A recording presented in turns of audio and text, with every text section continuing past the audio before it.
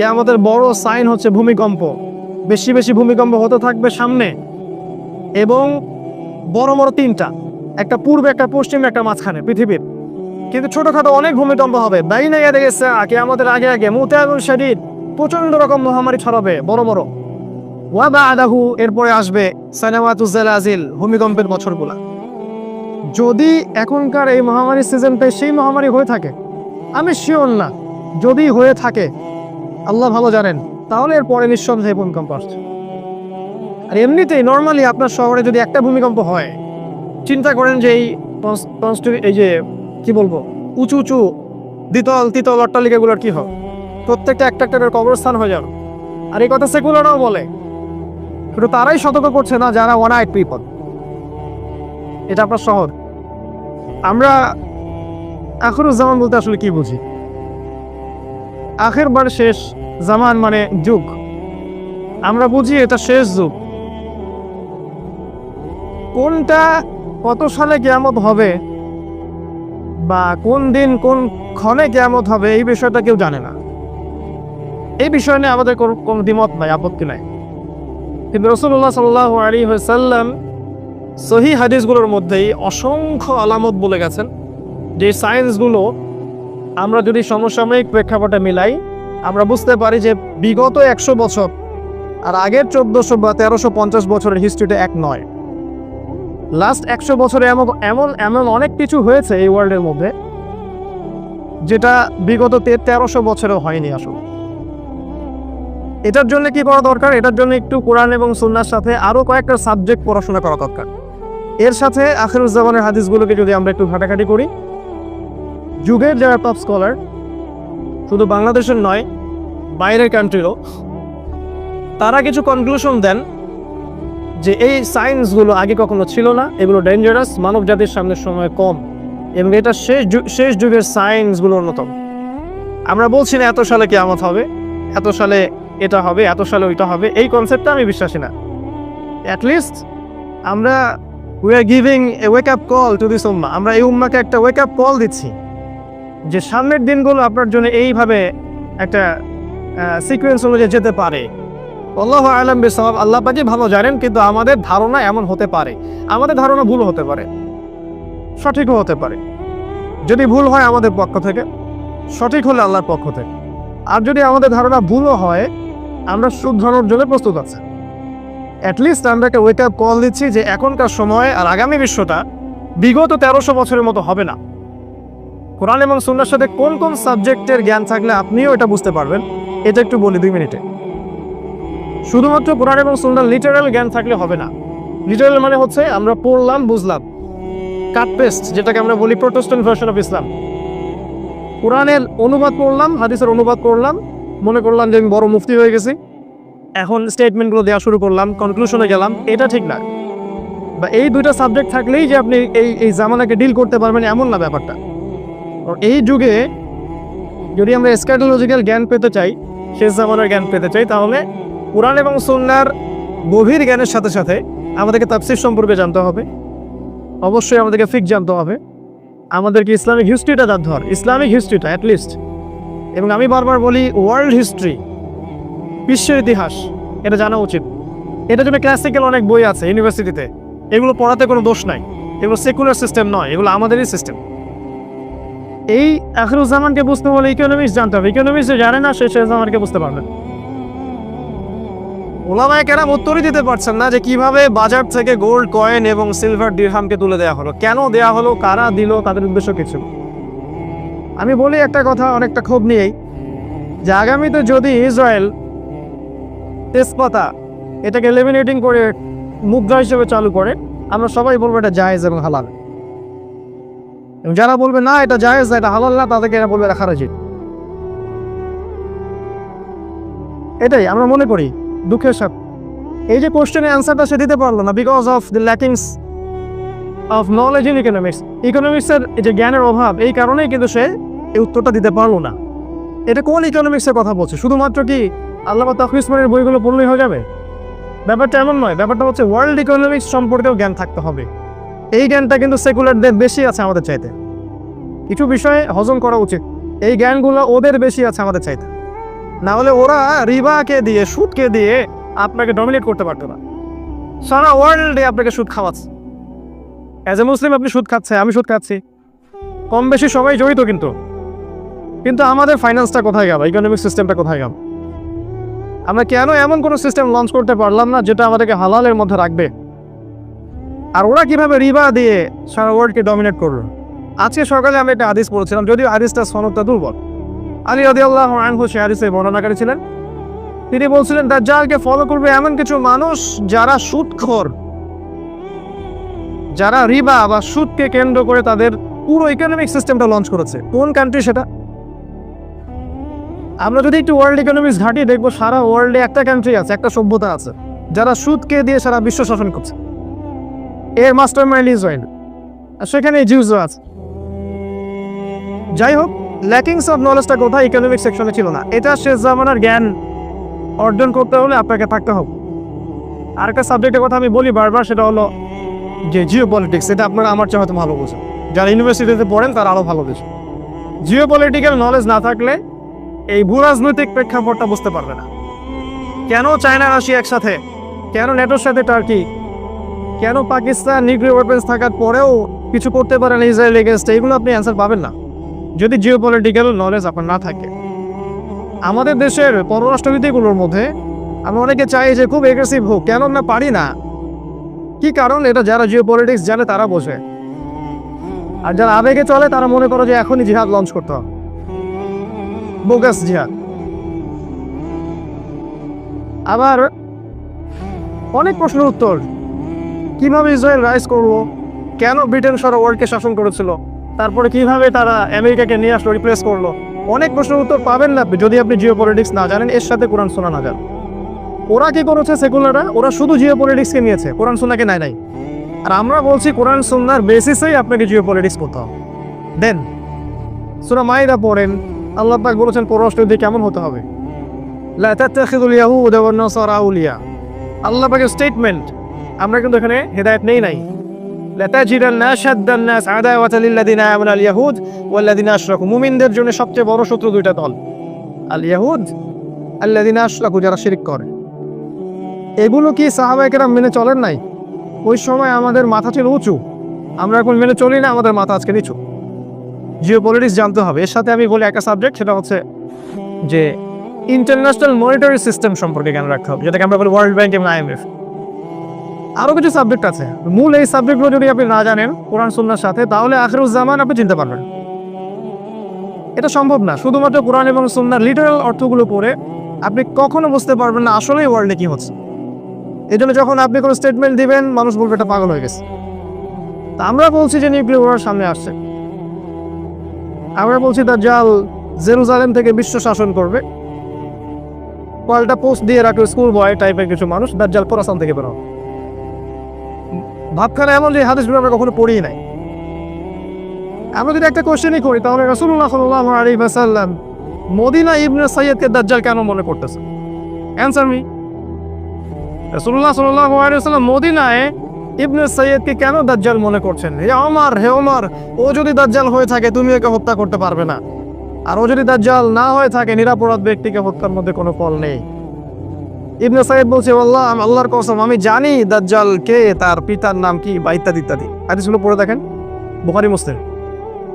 তাহলে রাসূলুল্লাহ সাল্লাল্লাহু আলাইহি ওয়াসাল্লাম যে কে ভালো জানে যে কোথা থেকে দাজ্জাল বের হবে, তিনি কেন খোরাসানের কথা না বলে সেখানে গিয়ে মদিনা ইবনে সাইয়্যদকে ইনভেস্টিগেট করছেন? একটা বিষয় কি, এই সাবজেক্টটা নিয়ে আমাদের দেশে কোনো ফ্যাকাল্টি নাই, কোনো আলাদা কোনো কনস্ট্রাকটিভ কোনো বই নাই, কোনো মাদ্রাসায় এই সাবজেক্টটাকে নিয়ে গভীর পড়াশোনা করানো হয় না, কোনো সেকুলার ইউনিভার্সিটিতেও করানো হয় না। তাহলে একটা সাবজেক্ট সম্পর্কে আমরা কিভাবে জানবো যদি সেই সাবজেক্টের আমাদের কোনো ফ্যাকাল্টি না থাকে? যেমন ধরুন ফিকের অনেক ফ্যাকাল্টি আছে না বাংলাদেশে? ফিকের অনেক আলাদা ডিপার্টমেন্ট আছে না? শরিয়া গ্র্যাজুয়েশন কোর্স, বসেন দরকার নাই, শরিয়া গ্র্যাজুয়েশন কোর্স ইত্যাদি ইত্যাদি। একটা সাবজেক্ট সম্পর্কে জানতে হলে ওখানে গভীর পড়াশোনা করতে হয়। কিন্তু নবী সাল্লাল্লাহু আলাইহি ওয়াসাল্লাম বলেছেন যে কিয়ামতের সবচেয়ে বড় ফিতনা, যার চেয়ে বড় কোনো ফিতনা নাই, সেটা হচ্ছে মাসিহুদ দাজ্জাল। এই দাজ্জাল সম্পর্কে আপনি কোনো ফ্যাকাল্টি পাবেন না, কনস্ট্রাক্টিভ কোনো সিলেবাস পাবেন না, বই পাবেন না, গবেষণা পাবেন না। তাহলে যেটা নিয়ে কোনো গবেষণা নাই, যেটা নিয়ে কোনো মানে ফ্যাকাল্টি নাই, কোনো ডিপার্টমেন্ট নাই, কোনো আলাদা বই সিলেবাস কিছুই নাই, কিভাবে আপনি মনে করলেন যে দুই একটা হাদিস বিচ্ছিন্নভাবে পড়েই আপনি সাবজেক্টটা বুঝে যাবেন আর মানুষের সমালোচনা করা শুরু করবেন? যারা ওই সাবজেক্টে দীর্ঘদিন পড়াশোনা করছে ওদের। তো ইনশাআল্লাহ তাআলা এসব স্কুল বয়দের প্রশ্নের উত্তরগুলো আমরা একটা বই আকারে ছাপিয়ে দেবো ইনশাআল্লাহ। কারণ ইন্ডিভিজুয়ালি প্রত্যেকের উত্তর দিতে গেলে আমাদের সময় চলে যাবে, ততদিন না মালহামা শুরু হয়ে যাবে। তো আমরা আখিরুজ্জামানকে বুঝতে হলে সাবজেক্টগুলো দিকে খেয়াল রাখি। আল্লাহ পাক সবাইকে তৌফিক দান করুন, আমি ইনশাআল্লাহ তাআলা আমরা একটা সিলেবাস লঞ্চ করে দিব, যেখানে একটা জেনারেল এডুকেটেড মানুষ কিভাবে এই সম্পূর্ণ সাবজেক্ট পড়াশোনা করবেন, বইয়ের নাম, লেখকের নাম সহ আমরা বলে দিব ইনশাআল্লাহ। যতটুকু আমরা আমাদের ক্ষুদ্র জ্ঞানে পারছি, এর চেয়েও যে ভালো হতে পারে না এমন নয়, তবে আমরা জাস্ট একটা শুরু করতে চাচ্ছি। এবং এই ব্যাপারটার নাম দিয়েছি আমরা ডিপ্লোমা ইন ইসলামিক স্টাডিজ। এবং সেখানে আমরা অবশ্যই স্কার্ডিওলজি বা শেষ আমার একটা সাবজেক্ট রাখবো, একটা বিভাগ রাখবো ইনশাআল্লাহ। Dhaka, city of Akhiruzzaman. আমি ঢাকাকে অনুভবে দেখি, যারা ঢাকায় থাকেন তারা হতে ভাবে দেখেন না। এটি স্বাভাবিক যে বাহির থেকে দেখার ব্যাপারটা একরকম, আর আপনি যে ওখানে বসে আছেন তখন আপনার দৃষ্টিতে এগুলো ধরা না পড়াটাই অনেকটা স্বাভাবিক। মেজর কয়েকটা পয়েন্টস বলবো আমি, কারণ সবগুলো বলার সময় আমরা খুতবায় পাব না। কোরআন এবং সহিহ সুন্নাহ থেকে আমরা আখিরুজ্জামানের যতগুলো সাইন পাচ্ছি, এগুলোর মধ্যে কিছু কিছু সাইন আছে এমন যেগুলোর সাথে ঢাকার ব্যাপারটা 100% মিলে যায়। এবং এটা সময়ের ব্যাপার মাত্র যে কবে আল্লাহ পাকের গজব এখানে চলে আসে। আমরা তো এটা মনে করি এটা আল্লাহ পাকের বিশাল বড় দয়া যে এখন পর্যন্ত এখানে এই গজবটা আসে নাই, কিন্তু আমরা কি আসলে শুকরিয়া আদায় করি কিনা?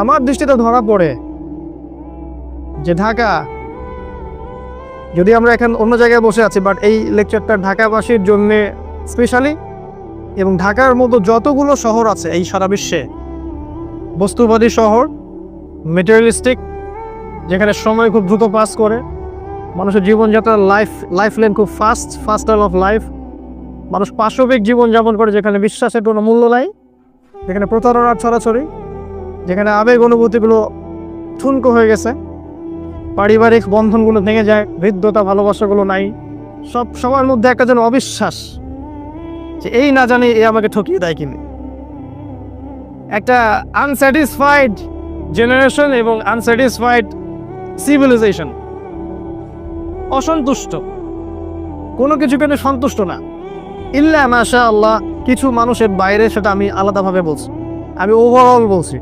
দেখুন, এক নাম্বার আমার সেন্সে ধরা পড়ে যে ঢাকা এই শহরটা মানুষকে বস্তুবাদী বানিয়েছে, বা এই শহরের মানুষগুলো শহরটাকে বস্তুবাদী বানিয়েছে। এই শহরটা বস্তুবাদিতার উপর দাঁড়িয়ে আছে, এটা কি বোঝেন কিনা?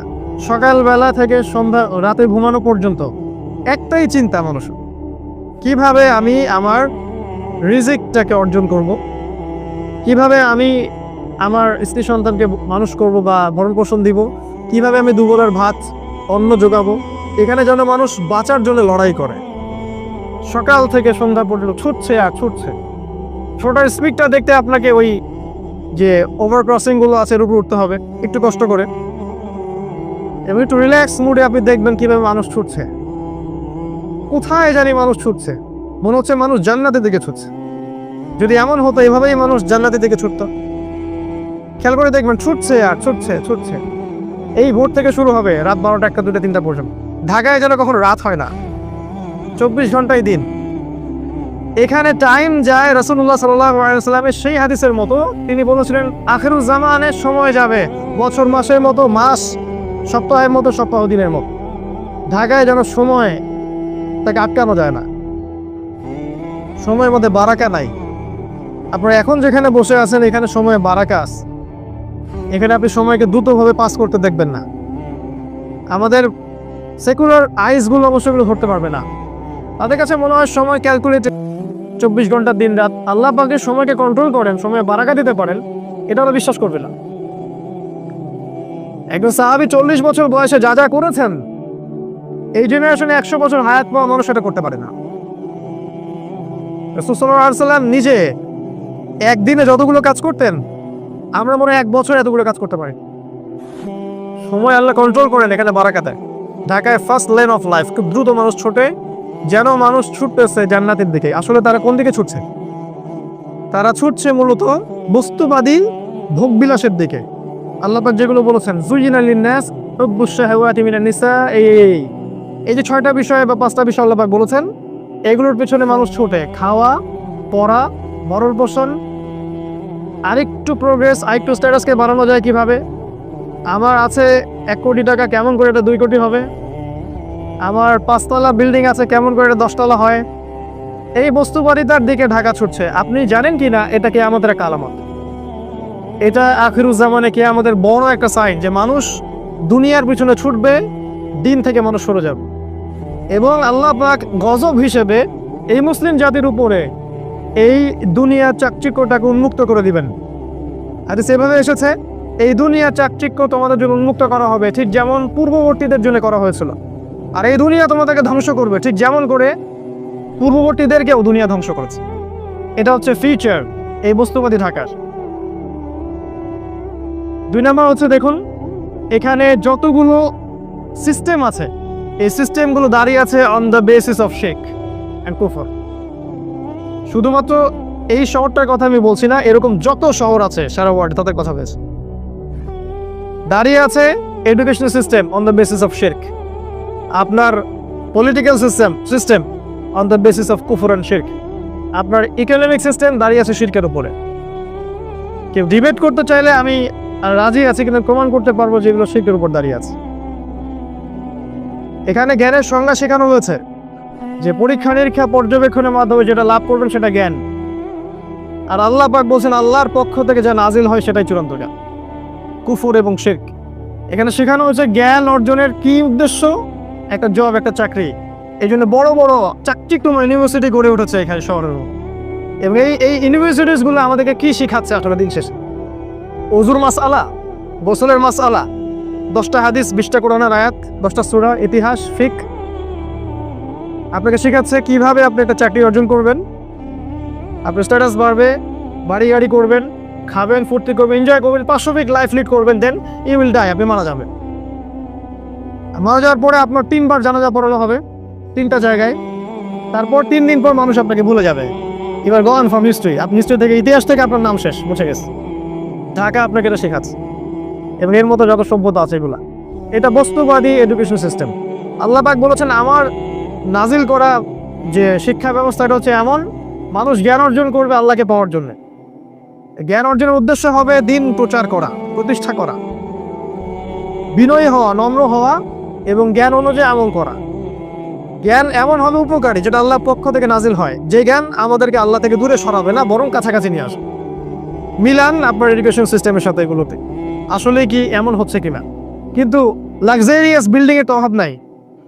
ব্যাঙের ছাতার মতো লক্ষ লক্ষ প্রতিষ্ঠান আপনার শহরে, কয়টা প্রতিষ্ঠান আপনাকে আল্লাহর দিকে নিয়ে আসতেছে? এডুকেশন সিস্টেম দাঁড়িয়ে আছে শিরকের উপর। আপনার ইকোনমিক সিস্টেম আপনার শহরের দাঁড়িয়ে আছে শিরকের উপরে। আর আল্লাহর হালালকে হারাম করেছে, আর আল্লাহর হারামকে তারা হালাল করেছে। আল্লাহ পাক সুদকে হারাম করেছিলেন, তারা সুদকে হালাল করেছে। তারা রিবাকে ফরজ করেছে। আল্লাহ পাক দিয়েছিলেন একটা মনিটারি সিস্টেম, সেটাকে তারা তুলে দিয়েছে। আল্লাহ পাক কারেন্সি দিয়েছিলেন, সেটাকে তারা তুলে দিয়েছে। আল্লাহর হালালকে কেউ যদি হারাম করে আর আল্লাহর হারামকে কেউ হালাল করে, এটাকে কি বলা হয়? সূরা তওবার 21 নম্বর আয়াত পড়ে দেখেন, এখানে বলা হচ্ছে এটা শিরক। কি জানেন এটা? হ্যাঁ, না এটা না। যাই হোক, আমি এই মুহূর্তে মনে করতে পারছি না। শেষের শব্দটা দেখবেন যে এখানে শিরকের কথা বলা আছে। ইত্তাখাযু, মনে পড়েছে, ইত্তাখাযু আহবারহুম ওয়া রুহবানহুম আরবাবাম মিন দুনিল্লাহ ওয়াল মাসীহ ইবনে মারইয়াম। তারা কি করেছিল? আল্লাহকে বাদ দিয়ে খ্রিস্টানদের কথা বলা হচ্ছে, জিউসদের কথা বলা হচ্ছে। পাদ্রী দরবেশ এদেরকে রবের আসনে বসিয়েছিল। ভালো করে শোনে না একটা, তারা পাদ্রী এবং দরবেশদেরকে রবের আসনে বসিয়েছিল এবং ঈসা আলাইহিস সালামকে রবের আসনে বসিয়েছে। ওয়া মা উমিরু ইল্লা লিয়াবুদু ইলাহা ওয়াহিদা, কিন্তু ওদেরকে শুধু আদেশ করা হয়েছিল তারা এক আল্লাহর ইবাদত করবে। এই আয়াতটা যখন পড়া হচ্ছে আদী ইবনে হাতেমের সামনে, আদি ইবনে হাতেম বলছেন যে আমরা তো আমাদের পাদ্রী দরবেশদের ইবাদত করি না ইয়া রাসূলুল্লাহ। আল্লাহ রাসূল বলছেন আলাইসা ইউহাররিমুনা ফাআহাল্লাহ ফাতুহিল্লুনাহু, তারা কি আল্লাহর হারামকে হালাল করে দেয় না, তোমরা কি সেটা গ্রহণ করো না? তারা কি আল্লাহর হালালকে হারাম করে দেয় না, তোমরা কি সেটা মেনে নাও না? বা তারা কি আল্লাহর হারামকে হালাল করে না, তোমরা কি সেটা মেনে নাও না? তখন আদি ইবনে হাতেম বলল যে হ্যাঁ বেলা ইয়া রাসূলুল্লাহ, এটা তো আমরা করি। আমরা হয়তো সরাসরি ওদের ইবাদত করি না, ওদেরকে সিজদা করি না, ওদের সামনে নজর মানত করি না, কিন্তু ওরা আল্লাহর হালালকে হারাম করলে আমরা মেনে নিচ্ছি, আর ওরা আল্লাহর হালালকে যদি হারাম করে ফেলে আমরা মেনে নিচ্ছি। আল্লাহ রাসূল বলেন সাল্লাল্লাহু আলাইহি ওয়াসাল্লাম তিলকা ইবাদাতুহুম, এটাই হচ্ছে ওদের ইবাদত করা। এখন আপনি আসেন আপনার সিস্টেমের দিকে। আল্লাহ পাক সুদকে হারাম করেছেন, আমরা কি করেছি? হালাল করেছি। আল্লাহ পাক মাদককে হারাম করেছেন, আমরা হালাল করে নিয়েছি। নিজেকে প্রশ্ন করেন, আমরা কিন্তু মন থেকে হালাল করে নিয়েছি। আল্লাহ পাক জিনাকে হারাম করেছেন, আমরা উন্মুক্ত করছি। আল্লাহ পাক খিলাফাকে হালাল করেছেন, আমরা হারাম করেছি। আল্লাহ পাক অনেক কিছুকে হালাল করেছেন যেগুলোকে আমরা হারাম করে নিয়েছি, বা আবার আল্লাহ পাক অনেকে হারামও করেছেন যেগুলোকে আমরা হালাল করে নিয়েছি। এই সিস্টেমটা যদি চলতে থাকে এটাকে আল্লাহ পাক বলেছেন শিরক। ওয়া মা উমিরু ইল্লা লিয়াবুদু ইলাহা ওয়াহিদা লা ইলাহা ইল্লা হু সুবহানাহু ওয়া তাআলা আম্মা ইউশরিকুন। এই কথাটা বলতে যাচ্ছিলাম, আম্মা ইউশরিকুন, তারা যে শিরক করছে আল্লাহর সাথে, এখান থেকে আল্লাহ পাক পবিত্র। তার মানে এই কাজটাকে আল্লাহ পাক শিরক বলেছে। তো আপনার শহরের এডুকেশন সিস্টেম, আপনার ব্যাংকিং সিস্টেম, আপনার ফাইন্যান্স, আপনার ইকোনমিক সিস্টেম, এগুলো দাঁড়িয়ে আছে শিরকের উপর, কুফরের উপরে। এর জন্য আপনি একা দায়ী নন, এর জন্য আমাদের রাষ্ট্র দায়ী নয়, এর জন্য আমাদের শুধু এই ওলামায়ে কেরাম বা আমরা যারা সাধারণ জনগণ আমরাই দায়ী নই, ব্যাপারটা এমন নয়। আমাদের দোষ আছে, কিন্তু বড় দোষটা অন্য কারো, যাদের দিকে আমাদের চোখ নাই। আমাদের চোখটা হচ্ছে আপোষের ইখতিলাফগুলোর দিকে আমাদের চোখটা বেশি আর কি। কিভাবে আমরা আমাদের মধ্যে ইখতিলাফ করে মারামারি কাটাকাটি করে বিভক্ত হব, এদিকে চোখটা আমাদের বেশি। বড় যে মূল এনিমি, ওর দিকে আমাদের চোখটা কিন্তু আসলে নাই। তো এটা আপনার ঢাকা। আরও আছে আপনার ঢাকার পলিটিক্যাল সিস্টেম, দাঁড়িয়ে আছে অন দ্য বেসিস অফ শিরক। শুধু এই শহরের না, পুরো ওয়ার্ল্ড ওয়াইড গ্লোবালি। তবে এটা চিরদিন থাকবে না ইনশাআল্লাহ। এটা একসময় ছিলও না, একসময় থাকবেও না। মাঝখানে একটা সময় আপনি পাচ্ছেন। এক সময় ছিল খেলাফা, আর পৃথিবীর শেষও হবে খেলাফা দিয়ে। এই উম্মত মুহাম্মাদির স্টার্টিংটা ছিল খেলাফা দিয়ে।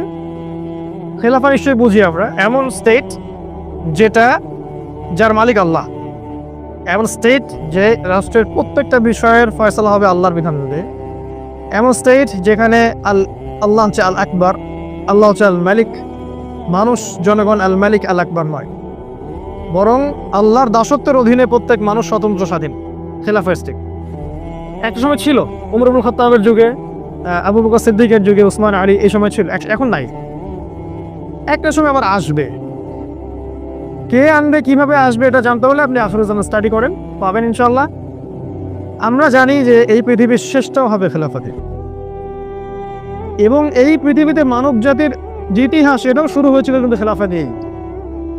ওয়াইজ কুলনা লিল মালাইকা ওয়াইজ ক্বালা রাব্বুকা লিল মালাইকা ইন্নী জাইলুন ফিল আরদি খলিফা। ওই যে খলিফা আদম আলাইহিস সালাম, তারপরে আপনার দাউদ আলাইহিস সালাম, সুলাইমান আলাইহিস সালাম, মুহাম্মদ সাল্লাল্লাহু আলাইহি ওয়াসাল্লাম, তারপরে সাহাবায়ে কেরাম, আবারও শেষটা হবে ঈসা ইবনে মারইয়ামের হাতে। ঈসা ইবনে মারইয়ামের হাতেই শেষ হবে, তিনিও হবেন কিন্তু খলিফা। কিভাবে আসবে, কিভাবে হবে, এটার জন্য আপনারা অপেক্ষা করতে থাকেন। সময়, টাইম উইল এক্সপ্লেইন এভরিথিং। সময় সব ব্যাখ্যা করে দিবে, কাউকে কিচ্ছু করতে হবে না, এটা আল্লাহর দায়িত্ব, আল্লাহ করে দিবে। কার দ্বারা করাবেন, কিভাবে করাবেন, এই প্ল্যান আল্লাহর কাছে আগে থেকেই করা আছে। আল্লাহ পাকে লাউহে মাহফুজে আগে থেকেই লেখা আছে যে দাজ্জালকে খুঁজতে যাওয়া সেই 10 জন ঘোড়সওয়ারের বাবার নাম কি, তাদের নাম কি, তার বাবার নাম কি, সব কিছু রিটেন করা আছে। এত উদ্বিগ্ন হওয়ার কিচ্ছু নাই যে এখন আমাদের অবস্থা কেন এরকম, কিছুই হচ্ছে না, এত উদ্বিগ্ন হওয়ার কিচ্ছু নেই। এটা শেষ হবে খেলাফা নিয়ে। এখন যে অবস্থাটা আপনি আছেন, এটা শিরকের উপর দাঁড়িয়ে আছে। যারা দাঁড়িয়ে রেখেছে, দাঁড় করিয়ে রেখেছে, তাদের প্রতি নসিহত করা ছাড়া আমাদের কোনো আসলে কাজ নাই এই মুহূর্তে। এটা আমরা দুর্বল, আর এটা আমাদের জন্য শোভাও পায় না যে আমরা তাদের পক্ষে বিরুদ্ধে এমন কিছু করবো যেটা আমাদের শক্তি নেয়। আমরা নাসিহা করতে পারি, তারা যদি রিসিভ করেন আলহামদুলিল্লাহ, রিসিভ না করলে তাও আলহামদুলিল্লাহ, অ্যাটলিস্ট আপনি আপনার দায়িত্ব পালন করেছেন। কারণ প্রত্যেকেই তার কর্মফল ভোগ করবে, এটা নিয়ে আপনাকে উদ্বিগ্ন হওয়ার কিছু নাই। আপনাকে আল্লাহর জায়গায় গিয়ে কাউকে শাসন করতে হবে না, আল্লাহ সব করে দিবেন ইনশাআল্লাহ। অপেক্ষা করতে থাকেন। আপনি যাবেন সামনে এই শহরের দিকে, দেখবেন এখানে আছে মাদকের ছড়াছড়ি। আপনার শহরে পুরো শহর জুড়ে মাদকের ছড়াছড়ি। এমন এমন মাদক আপনার শহরে আছে যেগুলো হয়তো বাংলাদেশে অন্য কোনো জায়গায় নাই। এবং এলিট সোসাইটির মানুষটা মাদক খাচ্ছে, তাদের ইয়াং জেনারেশন, তাদের বাচ্চা কাচ্চা, ছোট ছোট বাচ্চা, 8-9-এ পড়া বাচ্চা, 5-6-এ পড়া বাচ্চা। এমন এমন মাদক যেগুলো আজকে থেকে 100 বছর আগে কল্পনাও করে নাই। গতকালকে একটা নিউজ দেখলাম, নতুন একটা মাদক নেওয়ার সাথে সাথে সে রিক্সাওয়ালার কাছে মাছ চাওয়া শুরু করছে, পরে নিজের গলায় নিজেই দাও দিয়ে কোপ দিছে। কি মাদক এটা আসতেছে, আরো নতুন নতুন কত কিছু আসবে আল্লাহ ভালো জানেন। নবী সাল্লাল্লাহু আলাইহি ওয়াসাল্লাম বলে গিয়েছিলেন, আখিরুজ জামানে মাদক মানুষ সেবন করবে হালাল মনে করে সেবন করবে, হারামই মনে করবে না, যেটা হারাম। এটা তো শহর, এরকম শহর বাংলাদেশে কয়টা আছে আপনি খেয়াল করে দেখেন। অন্যান্য কান্ট্রিগুলোতে আছে অবশ্যই, এবং ওগুলো ছোঁয়া লাগছে। আপনি দেখেন আপনার শহর মানেই জিনা, আপনার শহর মানেই জিনা। এখানে মেয়েরা নিজেকে মেয়ে মনে করে না, এখানে নারীরা নিজেদেরকে নারী মনে করে না, তারা মনে করে আমরা পুরুষের সমকক্ষ। আল্লাহ পাকের দেয়া অধিকারের চাইতে পশ্চিমাদের সেখানে অধিকার ওদের কাছে বেশি পছন্দের, এবং এই বিষয়গুলো ওদেরকে জিনার দিকে নিয়ে আসছে। ওপেন ওপেন জিনা, বিবাহ বহির্ভূত রিলেশনশিপস, আপনার এই যে গার্লফ্রেন্ড বয়ফ্রেন্ড সংস্কৃতি, আপনার যে কোএডুকেশন, আপনার চাকরির ক্ষেত্রে কোএডুকেশন, একসাথে যাচ্ছি আসতেছি বাসে রাশন হাস, এগুলো যেন সয়ে গেছে আর কি, সয়ে গেছে। একটা পর্দাসীন মেয়েও বাসে উঠে গেল, পাবলিক বাসে, চারদিক থেকে পুরুষ ওকে ধাক্কা দিচ্ছে, ওর কাছে কিছু মনে হচ্ছে না, নর্মাল হয়ে গেছে।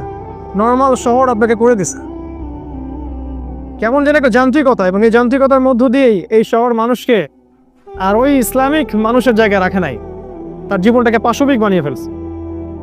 জিনা এভরিওয়্যার, আপনি দেখবেন শপিং মলে জিনা, রাস্তায় জিনা, স্কুল কলেজ ইউনিভার্সিটিতে সব জায়গায় দেখবেন জিনাকে প্রমোট করা হয়েছে।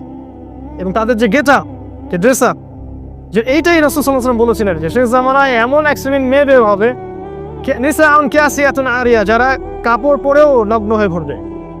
এটার এক্সাম্পল কিন্তু সাহাবীদের যুগে আমরা দিতে পারতাম না, এখন দিতে পারি।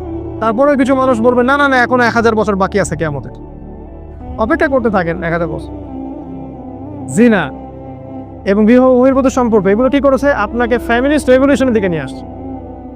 এখানে সম অধিকারের নামে দেখবেন মেয়েদেরকে পণ্য বানানো হয়েছে বিউটি কন্টেস্টের মাধ্যমে। এই যে মিউজিক, এই বিউটি কন্টেস্ট, এই যে মিডিয়া, এই যে গ্ল্যামারাস ব্যাপার স্যাপার, এগুলোতে নারীকে নারীর জায়গায় রাখা হয় নাই, তার সব কিছু উন্মুক্ত করা হয়েছে।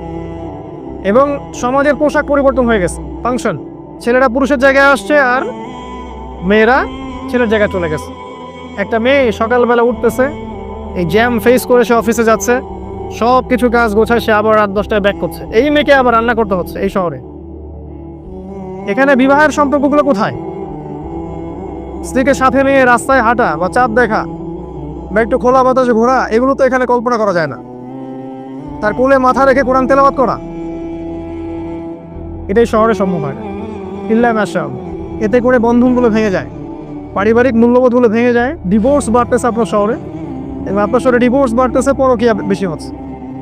এবং পরকীয়ার বলি হচ্ছে কিন্তু হত্যা, পরকীয়া মানে কিন্তু হত্যা। পরকীয়ার পরে একটা খুন ছাড়া কোনো সলিউশন থাকে না। ওই যে দেখলাম 6 টুকরা লাশ, আল্লাহ ভালো জানেন সত্য না মিথ্যা, আমরা দেখেছি। এরকম ঘটনা একটা দুইটা না, অনেকগুলো হয়। এবং যদি সত্যিকার অর্থেই আপনি পরিসংখ্যান দাঁড় করান, আপনি দেখবেন এটাও একটা হাদিসের সাথে মিলে যায়।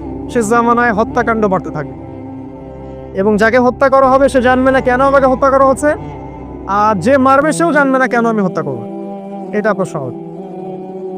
এখানে আপনি দেখবেন পরিবারগুলো ভেঙে যাচ্ছে, সন্তান তার মাকে কাছে পাচ্ছে না, বাবাকে কাছে পাচ্ছে না। এই সন্তান যখন বড় হবে সে খুব লোনলি ফিল করবে। মনে রাখবেন, শৈশবে একটা বাচ্চা যেভাবে বড় হয়ে ওঠে, যৌবনকালে তার মাথাটা এরকম হয়। যে বাচ্চাকে শৈশবে প্রচণ্ড টর্চার করেছেন, একাকিত্বে রেখেছেন, তাকে সঙ্গ দেয় না বাবা মা, এই সন্তানটা বড় হয়ে সন্ত্রাসী হতে পারে। সম্ভাবনা আছে জঙ্গি হতে পারে। ওদের সেন্সে জঙ্গি বলছে, আমাদের সেন্সে না।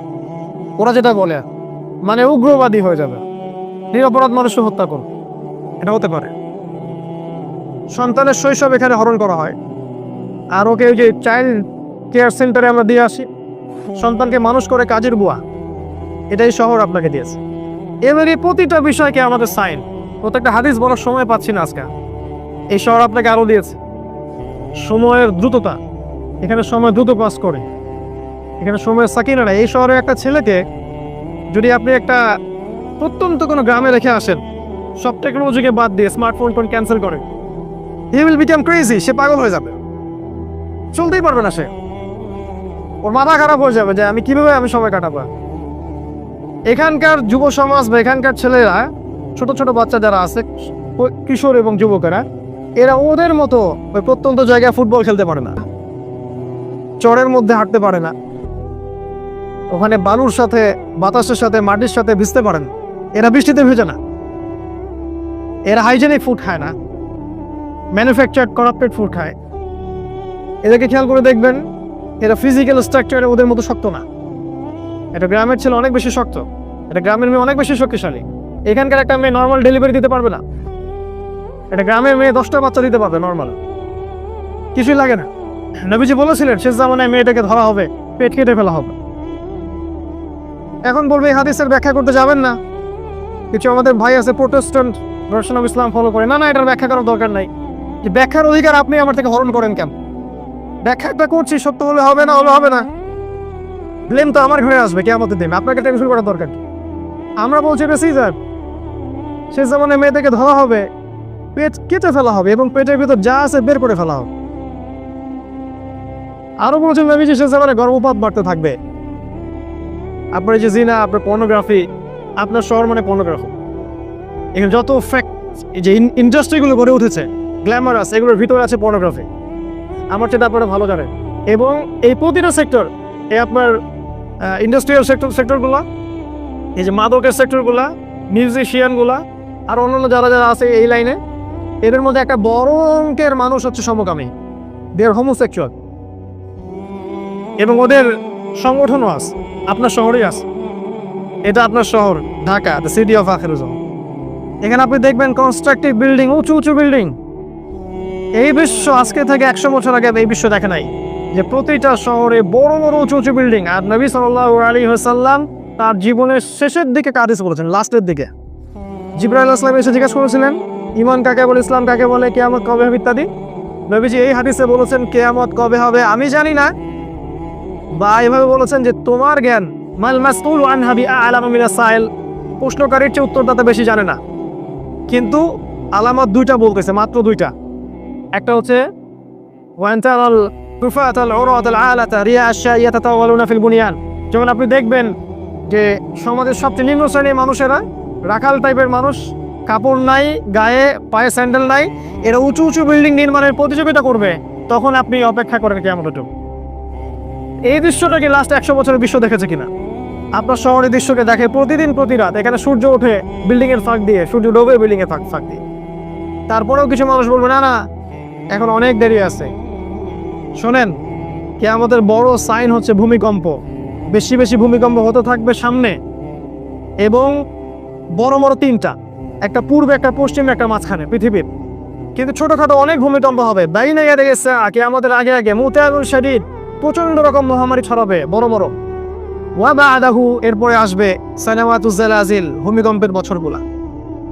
যদি এখনকার এই মহামারীর সিজনটাই সেই মহামারী হয়ে থাকে, আমি শিওর না, যদি হয়ে থাকে আল্লাহ ভালো জানেন, তাহলে এরপরে নিঃসন্দেহে ভূমিকম্প আসছে।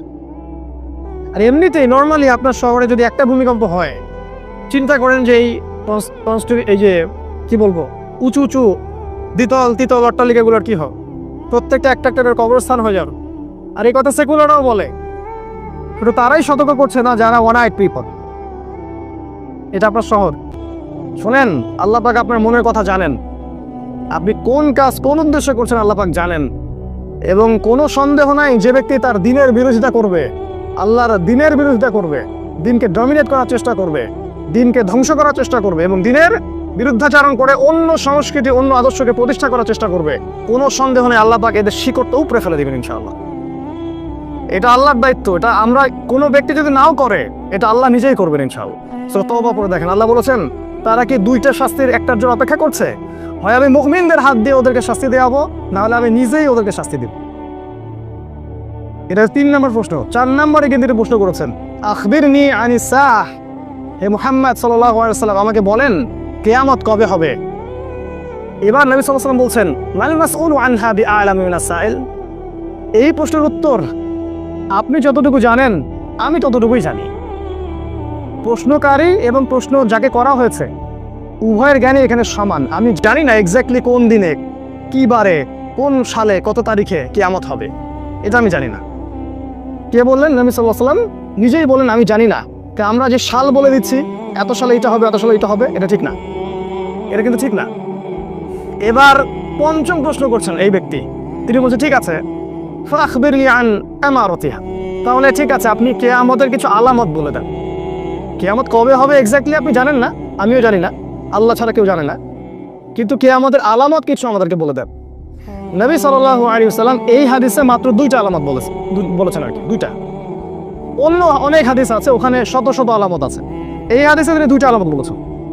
একটা বলেছেন যে ওয়ান তালিদাল আমাতু রাব্বাতুহা, যখন আপনি দেখবেন যে দাসী তার মনিবকে জন্ম দিচ্ছে, দাসী তার মালিককে জন্ম দিচ্ছে। এর বহু ব্যাখ্যা আছে।